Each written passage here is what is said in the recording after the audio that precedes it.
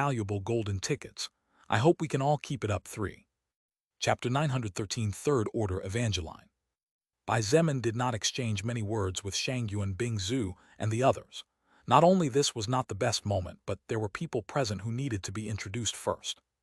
"Oh," Dylan couldn't help but exclaim as he looked at the fighter jet several meters apart. His eyes glittered as he subconsciously asked, "Hey, Angelo, Eleonora, do you think these Chinese fighters are better than our F-35 Lightning? I'd like to see both of them fighting in the clouds."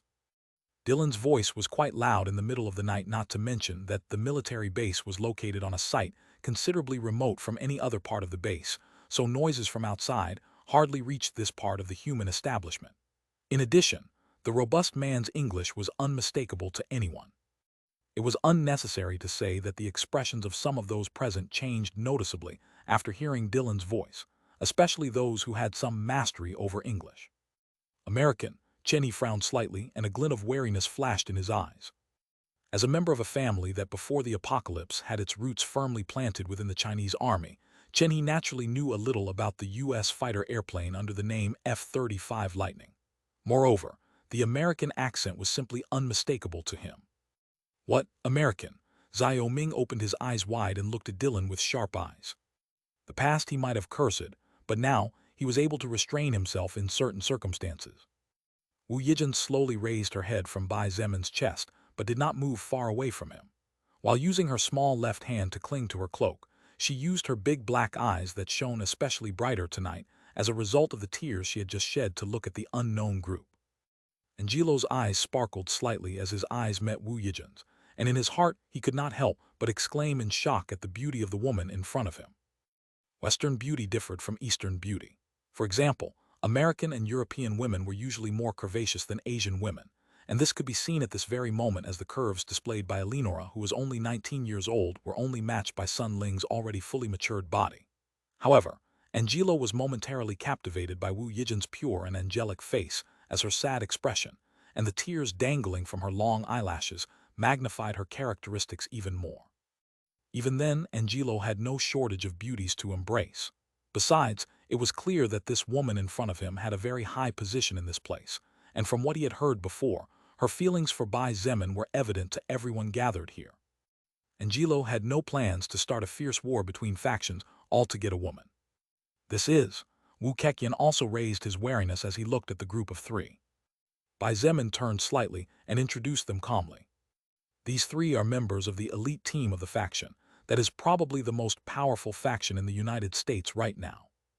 The most powerful faction in the United States. Several alarm bells rang in everyone's heads when they heard these words, and the wariness grew in everyone's hearts. In fact, Bai Zemin noticed that some of those present were looking at him with eyes that seemed to be talking. It was as if they were asking him why he had brought such dangerous and powerful people to this place, a military base that had so many secrets that could not be known by others. Leonora grimaced and ignored everyone as she played with her nails casually. Angelo naturally noticed the wariness of the people before him, something completely normal. He stepped forward and spoke using fluid control over the Chinese. "My name is Angelo Gallagher, but it is not necessary to mention my last name when you address me." "Gallagher?" Wu Keqian muttered as he rubbed his chin. "That surname, I have heard it several times before, but where?" Angelo Gallagher, 27 years old, only male son of the former and last president of the United States and currently leader of the faction that controls roughly half the country in the extreme east. An indifferent voice attracted people's attention, and Angelo could not help but look at Shangyuan Bing Zhu with surprise. He had naturally already noticed this woman. It was impossible not to, considering that she was the most beautiful of all the females present by a considerable margin. However, Angelo could also sense danger of death coming from that seemingly delicate and perfectly proportioned curvy body.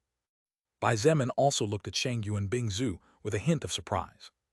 She looked at him and said in a soft voice, "We have a satellite base so we can see some movements in the world now, though only in some parts since most of the satellites went down." Satellite base. Bai Zemin couldn't help but smile with bitterness in his heart. A lot had happened. After all, it had been almost 6 months since he left Earth. He really needed to catch up with everything that had been happening in his faction. Although possessing a satellite base did not explain why Shangyuan Bing Zhu knew the American faction so well, Bai Zemin did not ask any more questions for now, as this would surely reveal information that was best held in secret. "Be that as it may," Bai Zemin continued, "the thing is that due to certain events I ended up on American ground and met Angelo's team not long after. They lent me that helicopter to return to China, and since the helicopter is state-of-the-art, naturally, they couldn't send me alone."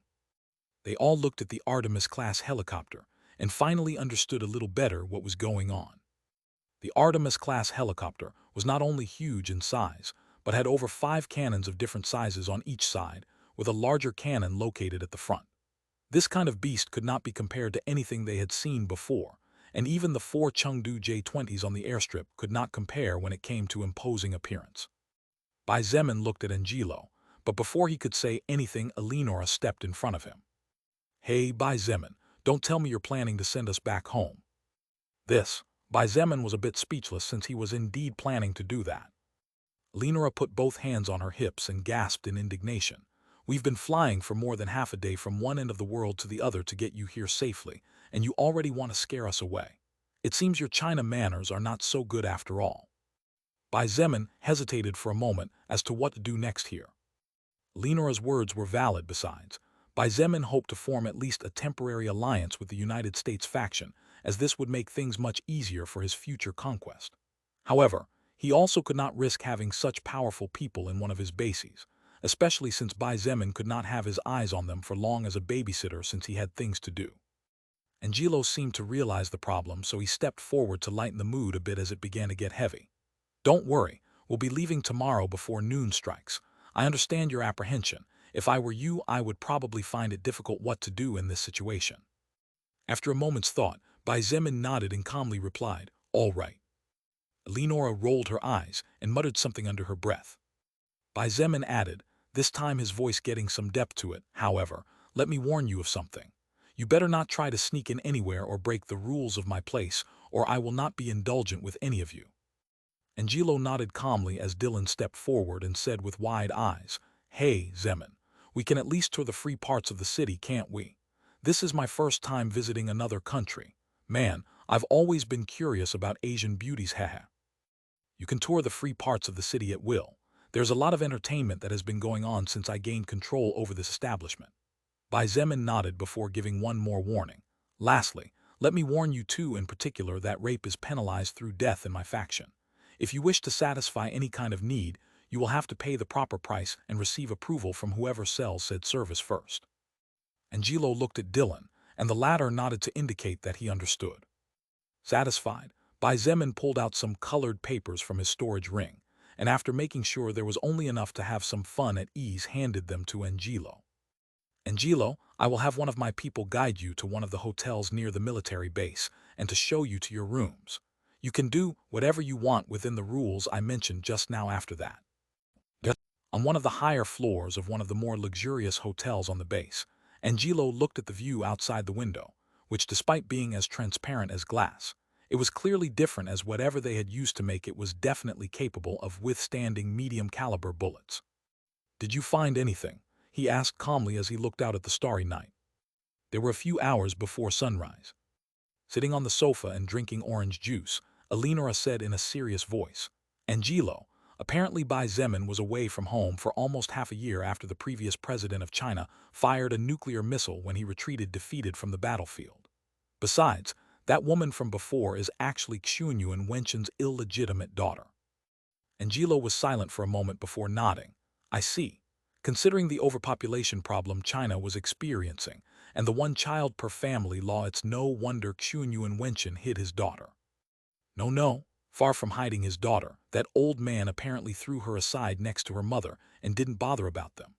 Eleonora shook her head before she said with enthusiasm, "However, I bet you don't know where this Bai Zemin guy was after Xuanyuan Wenchen launched the nuclear missile, even without caring about his daughter's life." "Oh, where could it be?" "In another world." For a few seconds, Angelo said nothing. Eleonora couldn't help but laugh as she read his mind and continued. "Angelo, this Bai Zemin character really opened a portal to another world and took the nuclear missile with him. That's why he doesn't know the current situation of his faction, and if you think about it carefully, it would also explain the reason why he suddenly appeared in the United States. Because of Abyss's spatial disturbance," Angelo muttered, seemingly entranced. "Bingo." Eleonora snapped her fingers with a beautiful smile and nodded. However, her expression soon became tremendously serious as she said in a low voice, "Angelo, this Bai Zemin guy really is a monster. I couldn't get much information, but from what I could read from the mind of one of the girls, it seems that he's still at level 50 without being able to break in the second order." "What?" Angelo turned abruptly and his eyes trembled as he looked at Eleonora in shock. "Eleonora, are you kidding me?" Eleonora's serious expression was answer enough for the leader of the United States of America. How can that be possible?" muttered Angelo with wide eyes. "First order. He overwhelmed that level 152 monster to the point where he made it look like a toy, so he's clearly stronger than me if I don't use solemn sacrifice to the max, but he's just a level 50 soul evolver." "Seems to be. Honestly, even I find it hard to believe it, but that's the truth." Eleonora sighed and nodded. "I think we'd better suspend the idea of being enemies of China. At least for a few years we'd better focus on getting as strong as possible. This guy, Bai Zemin, is simply too mysterious. That woman, Shangyuan Bingzu, she seems to be in the same situation as you since she's been stuck in the second order for months now, so maybe she's not inferior to you in terms of power, Angelo." It took several minutes for Angelo to be able to calm down. He looked outward and asked now more calmly, "Where is Dylan?" "Where else? He went to visit the cat houses." Eleonora pursed her lips and sneered. "According to him, his goal is to learn about the culture and customs of other countries. Man of culture, or so he said." Angelo nodded, and after a moment of silence he sighed. "If Bai Zemin really was in another world, then we can't rule out that he has a gateway to visit other Earths at will. This means that he most likely brought many things with him." Eleonora had difficulty reading Angelo's mind now that his thoughts were slightly in disarray. Her skill was passive, so even she wasn't able to control it, and whether she wanted to or not, she was constantly hearing voices in her head, and that's the reason for her personality not being very friendly. It was already a miracle that she didn't lose her mind. Besides, everyone who knew about her mind-reading skill stayed away as much as possible. After all, no one wanted to be around a person who could read their darkest secrets. Even Angelo sometimes stayed away from Eleonora, and she knew that he was wary of her since Eleonora knew too many things because of this skill of hers. However, Angelo was someone Eleonora admired and was grateful to, as he had saved her in a difficult time years ago. "All right," Angelo nodded. His serious expression was reflected slightly in the glass before him as he said slowly, "I know what we will do. It will be beneficial to all of humanity, and it will make our relationship with Bai Zemin's faction grow." "Oh, and what would that be?" Eleonora frowned in puzzlement. Angelo turned to look at her and said in a deep voice, "Exchange of information and technology." Sitting in a spacious living room, Bai Zemin listened to Evangeline's report with a relaxed expression on his face. After she stopped, Bai Zemin continued petting Bai Shilin's hair that was sitting on his lap with a happy smile, while a thoughtful expression crossed his face. "To think that little brat can actually read minds. Looks like she's not as stupid as I thought.